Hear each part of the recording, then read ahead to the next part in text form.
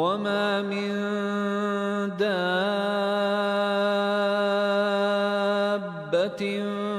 في الأرض إلا على الله رزقها ويعلم مستقرها ومستودعها كل في كتاب مبين. وَمَا مِن دَابَّةٍ فِي الْأَرْضِ إِلَّا عَلَى اللَّهِ رِزْقُهَا. Dan tidak ada satupun binatang melata di muka bumi ini melainkan atas Allah rezekinya.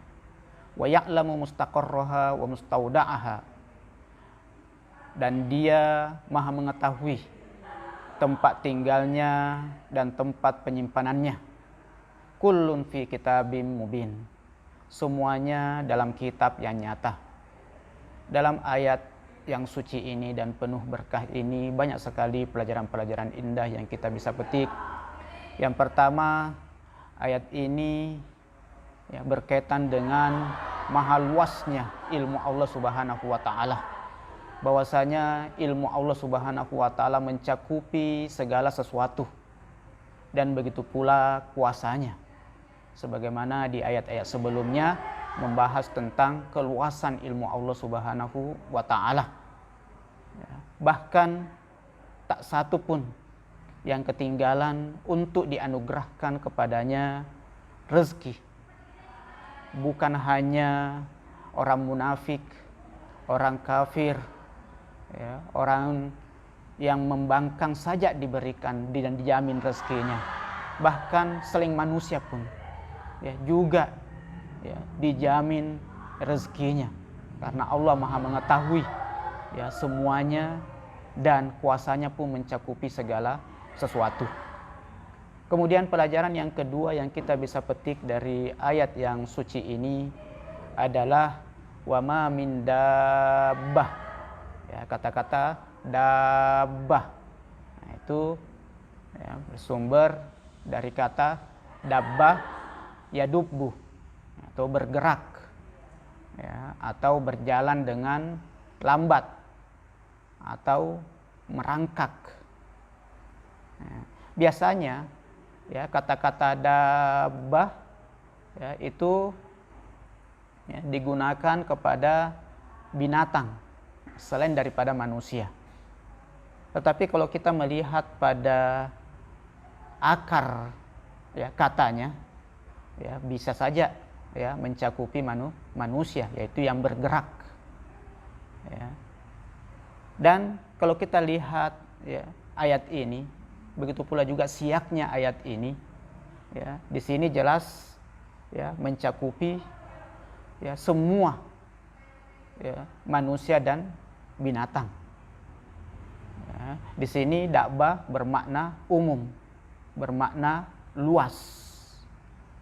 Mencakupi manusia dan binatang. Kenapa Allah Subhanahu wa taala di sini menggunakan kata dabbah? Memilih kata dabbah untuk menunjukkan bahwasanya Allah menjamin rezekinya seluruh dabbah ini. Ini menunjukkan bahwasanya rezeki itu bukan hanya ditunggu saja. Bukan berpangku tangan dan menetap duduk manis dan rezeki datang dengan sendirinya, tetapi harus bergerak.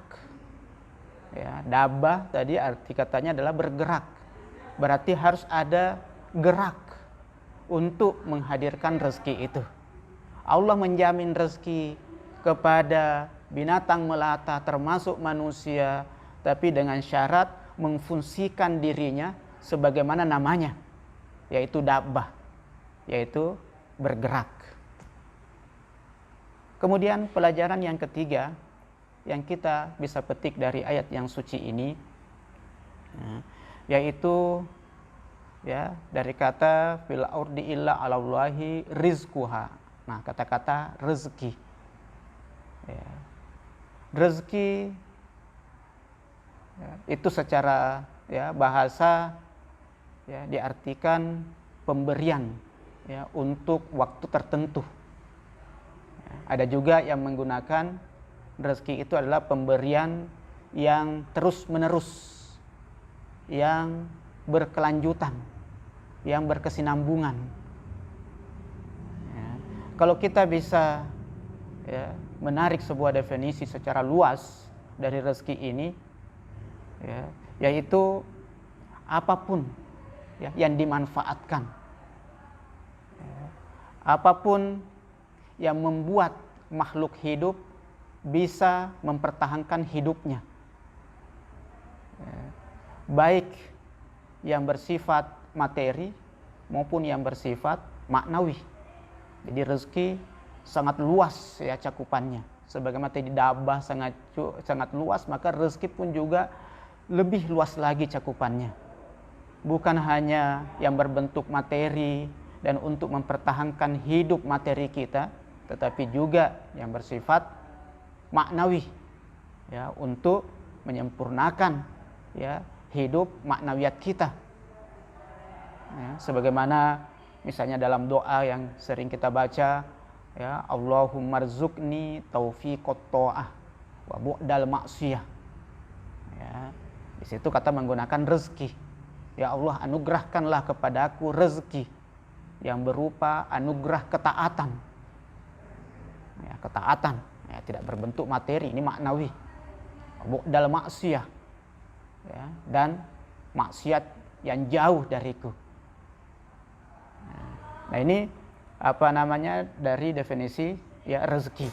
Ya, jadi apapun yang dimanfaatkan, ya, atau apapun yang membuat makhluk hidup ya untuk bisa mempertahankan ya hidupnya, baik yang berbentuk materi maupun yang berbentuk maknawi. Kemudian ada pendapat yang mengatakan bahwasanya ya rezeki itu ya termasuk harta haram. Ya, termasuk ya rezeki yang diperoleh dengan jalan yang haram. Ya, di sini ada ya beberapa pendapat, ada yang mengatakan ya tidak termasuk ya harta haram, ya tidak termasuk sebagai rezeki. Ada yang mengatakan tidak termasuk juga sebagai rezeki. Ya. Tapi kalau kita melihat dan mentadabburi ayat-ayat Al-Quran, di situ ada kita ya temukan ya ayat yang mengatakan wa anfiqu mimma razaqnakum. Ya, infakkanlah apa yang telah kami rezekikan kepada kalian. Ya, infakkan kepada apa yang telah kami ya rezekikan kepada kalian. Nah, tidak mungkin di sini Allah menyuruh ya menginfakkan harta yang haram. Tidak mungkin Allah memerintahkan ya untuk ya mensedekahkan harta yang haram. Karena ya jelas harta haram, harta yang ya dibenci oleh Allah Subhanahu wa taala. Ya, nah di sini ada kata rozakna, berarti rezeki itu hanya khusus kepada ya rezeki yang diperoleh dengan jalan yang halal. Kemudian ya rezeki itu hanya ya, yang betul-betul dimanfaatkan. Ya, hanya yang dimanfaatkan. Adapun yang belum kita manfaatkan itu belum tentu rezeki. Makanan yang ada di depan kita sebelum kita memakannya dan memanfaatkannya itu belum tentu rezeki kita.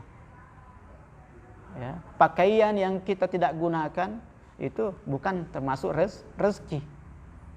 Ya, kepemilikan, ya, harta-harta yang kita miliki, ya, itu bukanlah ya niscaya rezeki. Tidak mesti itu adalah rezeki. Ya, karena bisa saja orang lain yang memanfaatkan, selain kita yang memanfaatkan, selain manusia yang memanfaatkan. Nah, makanya di sini ditekankan ya kata yang apapun yang dimanfaatkan pada saat itu. Ya, kepemilikan itu bukan rezeki. Kita tidak mengatakan bahwa saya banyak sekali rezekimu. Kenapa? Karena banyak sekali uangmu di bank. Ya, banyak sekali tanahmu sampai belum diolah sama sekali. Tidak ada keniscayaan antara kepemilikan dengan rezeki. Karena binatang ternak juga ya mendapatkan rezeki. Juga dikatakan marzuk, ya, diberikan rezeki, sementara binatang ternak tidak memiliki. Ya, binatang ternak tidak ada kepemilikan. Ya, tetapi tetap dikatakan diberikan rezeki. Nah, itu yang perlu digaris bawahi. Ya, bahwasanya tidak ada keniscayaan antara kepemilikan dengan rezeki. Bisa saja kepemilikan itu ya bukan rezeki, tetapi rezekinya selain daripada kita, bahkan selain daripada manusia, yaitu dimanfaatkan oleh sesuatu yang lain, dimanfaatkan oleh manusia yang lain.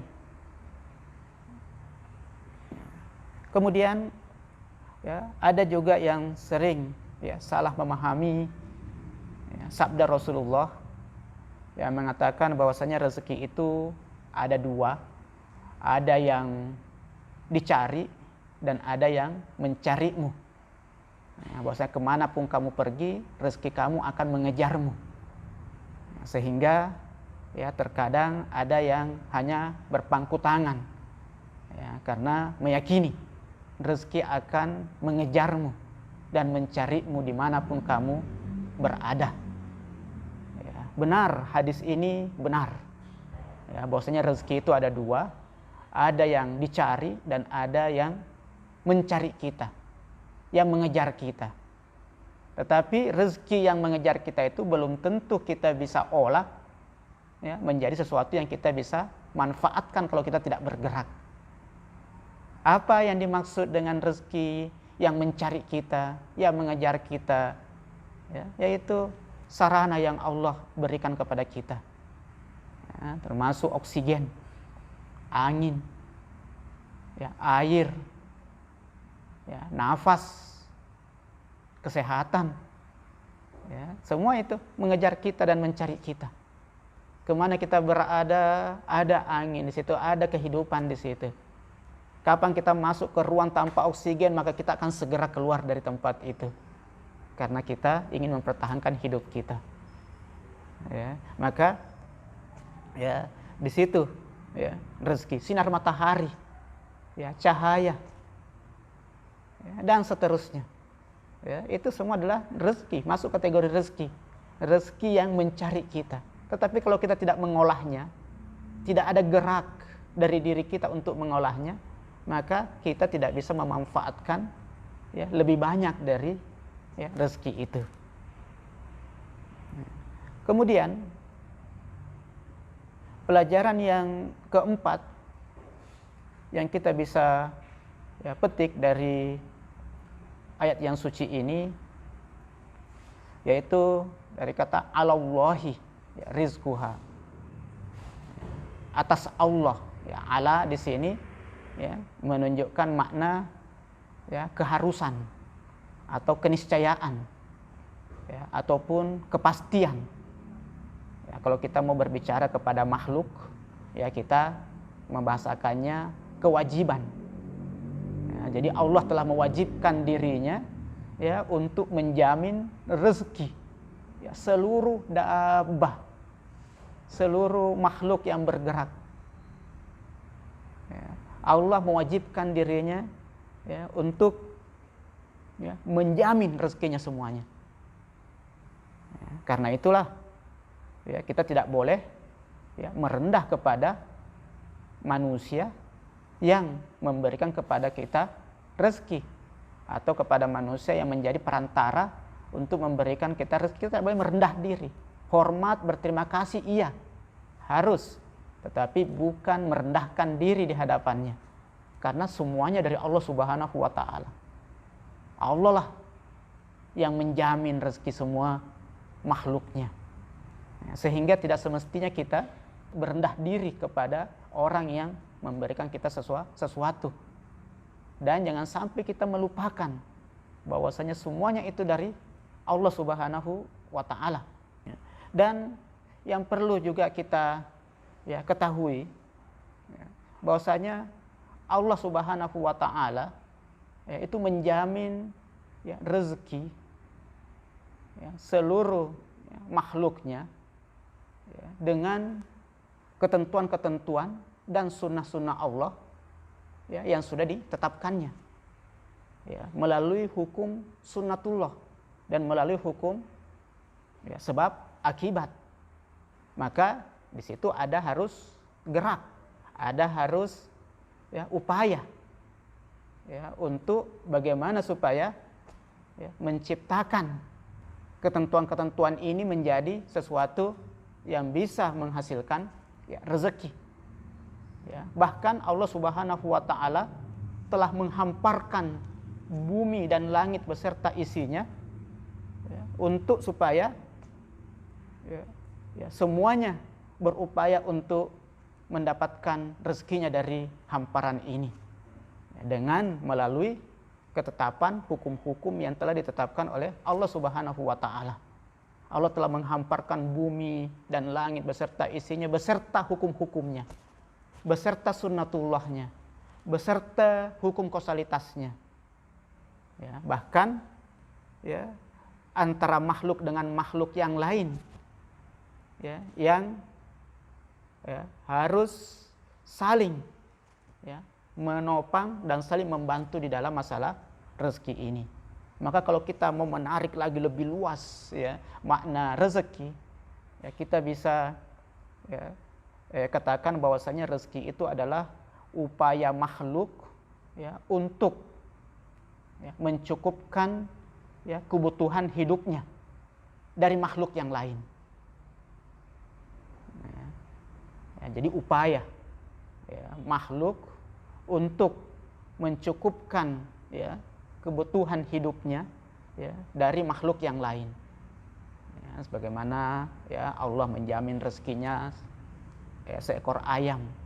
Kemudian ayam itu ya, kita manfaatkan ya, untuk ya, kehidupan kita, sehingga kita bisa melanjutkan kehidupan, bisa mendapatkan energi, akhirnya kita makan ya, dan memanfaatkan ya, ayam tersebut. Jadi ya, semuanya harus melalui ketentuan-ketentuan dan sunatullah yang telah ditetapkan. Makanya Allah Subhanahu wa taala dalam masalah rezeki di dalam beberapa ayat yang lain ya, beliau tidak mengatakan ana, tapi mengatakan nahnu. Ya, nahnu narzuqukum wa iyyahum. Kamilah yang memberikan rezeki kepada kalian dan mereka. Kata nahnu berarti ada ya, andil selain Allah Subhanahu wa taala dalam ya, masalah rezeki ini. Kemudian pelajaran yang kelima yang kita bisa petik dari ayat ini ya, bahwasanya adanya penegasan ya, di dalam Al-Qur'an, begitu pula dalam riwayat ya, bahwasanya rezeki itu sudah ditetapkan ya, untuk semua orang, tidak lebih dan tidak kurang. Ya, kan kita sering mendengarkan seperti itu. Ya, bahwasanya semuanya sudah ditetapkan. Ya, kalau bukan memang rezeki maka kamu tidak akan bisa mendapatkannya. Semuanya sudah ditetapkan rezekinya. Betul, memang semua sudah ditetapkan.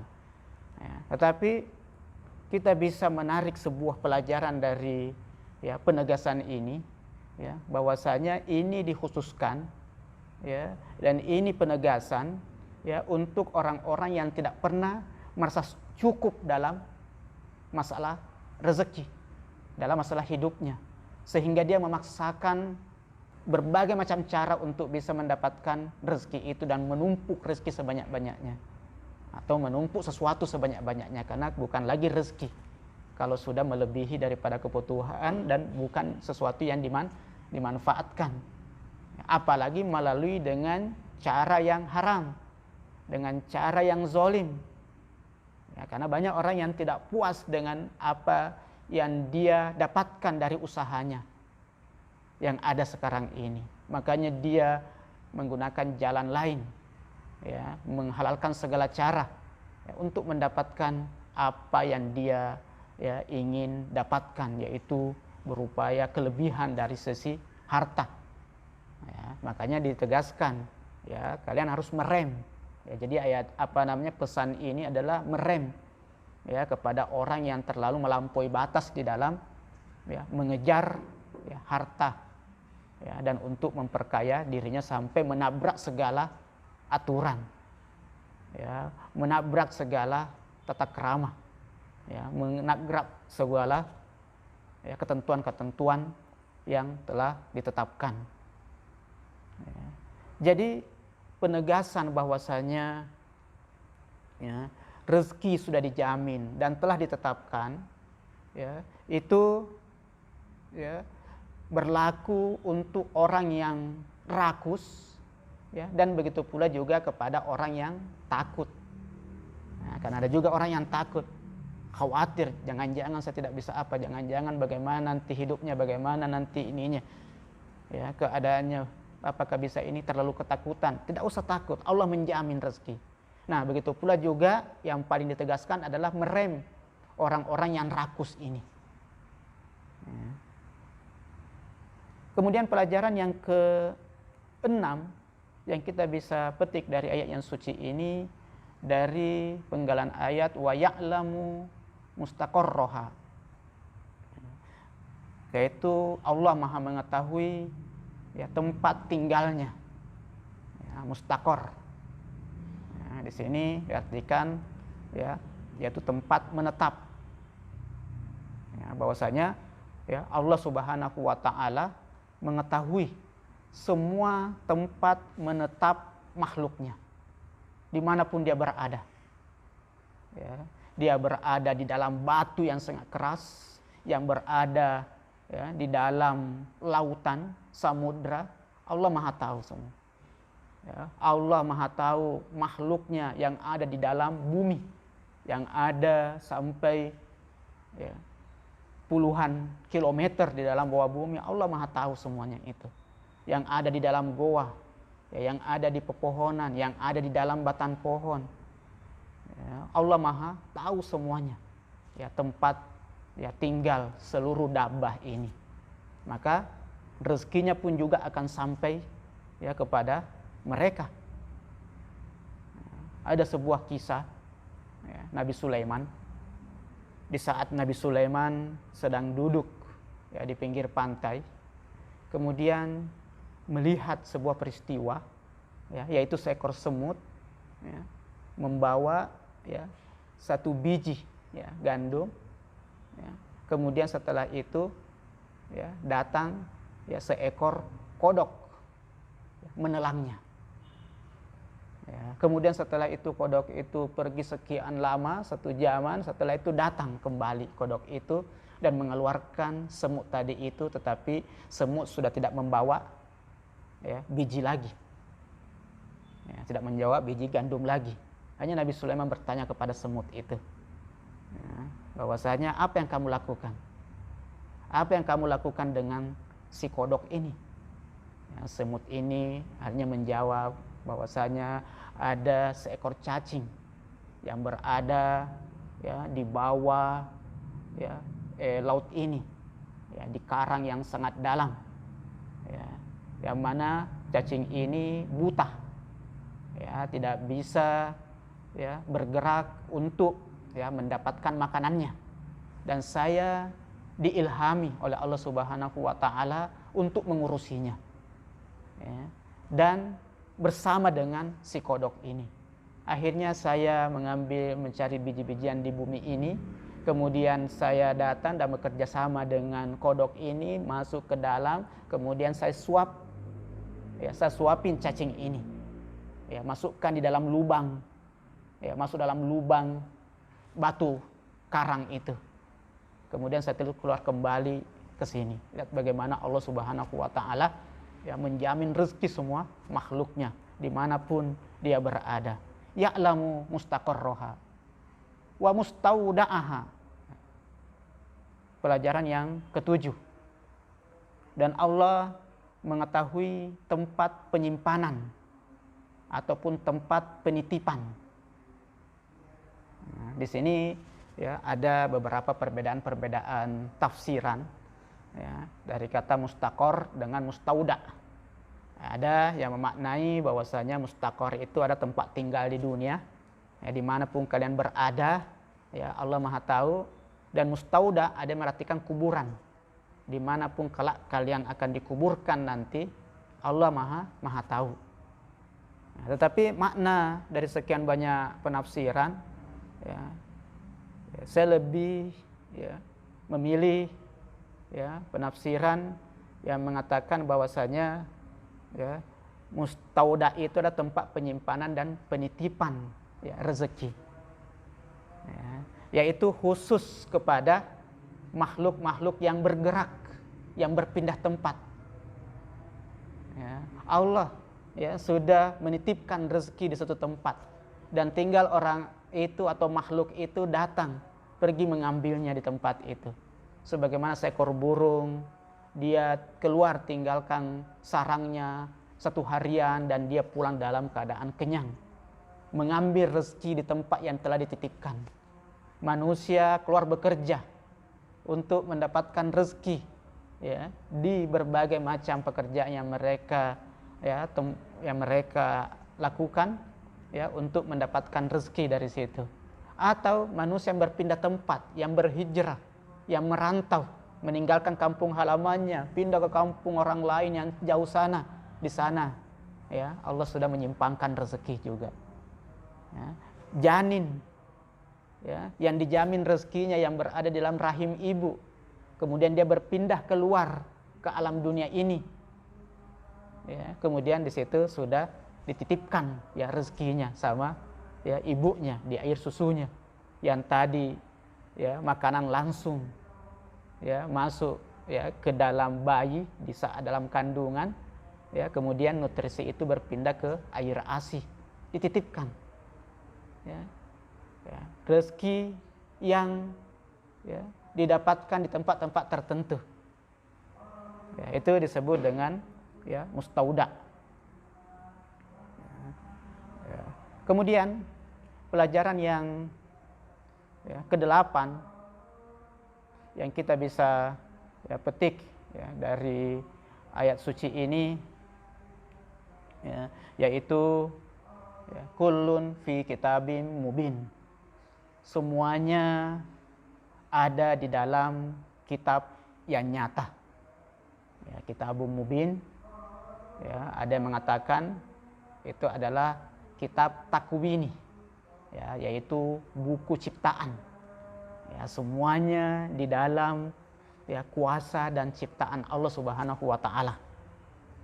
Semuanya termaktub, tercatat di Lauhil Mahfuz. Semuanya di bawah cakupan ilmu Allah Subhanahu wa taala. Semua hitungan penciptaan yang sangat luas ini, yang sangat detail ini, ada berapa miliar ciptaannya, dan semuanya punya hitungan-hitungan yang pasti. Semuanya punya rezeki yang pasti. Semua punya kebutuhan-kebutuhan yang Allah jamin untuk memenuhi kebutuhannya itu. Semuanya tercatat di Lauhil Mahfuz. Allah Subhanahu wa taala jelas bukan tidak membutuhkan buku, kalau kita memahami buku seperti buku tulis yang kita pahami, bahwasanya jangan sampai lupa, jangan sampai lalai, atau jangan sampai khilaf, sehingga butuh catatan-catatan. Tidak, maka menerjemahkan bahwasanya adalah kitab takwini atau buku ciptaan. Atau ada yang mengatakan bahwasanya ini dimaksud dengan Lauhil Mahfuz. Semua dibawa ketetapan Allah Subhanahu wa taala. Nah, kalau kita analogikan kepada kitab, kepada buku, jelas bukan untuk Allah tetapi untuk malaikat. Catatan untuk malaikat, malaikat yang bertugas untuk menyampaikan rezeki. Malaikat yang bertugas untuk menebar rezeki sesuai ketetapan-ketetapannya. Nah, ada semua di dalam kitab ini. Jadi landasannya malaikat dalam menebar rezeki. Ada juga yang memaknai kitabun mubin di sini, yaitu berarti kitab landasannya para malaikat dalam menebar rezeki, sehingga tidak ada sama sekali yang luput dari ketetapan Allah Subhanahu wa taala. Masih banyak lagi pelajaran indah yang kita bisa petik dari ayat yang suci ini. Ya, semoga Allah Subhanahu wa taala menganugerahkan rezekinya yang berkah kepada kita semua sehingga kita bisa menggunakannya untuk meraih hidayah dan meraih kesempurnaan hidup di sisi Allah Subhanahu wa taala. Wassallallahu ala Muhammad wa ali Muhammad. Wassalamualaikum warahmatullahi wabarakatuh.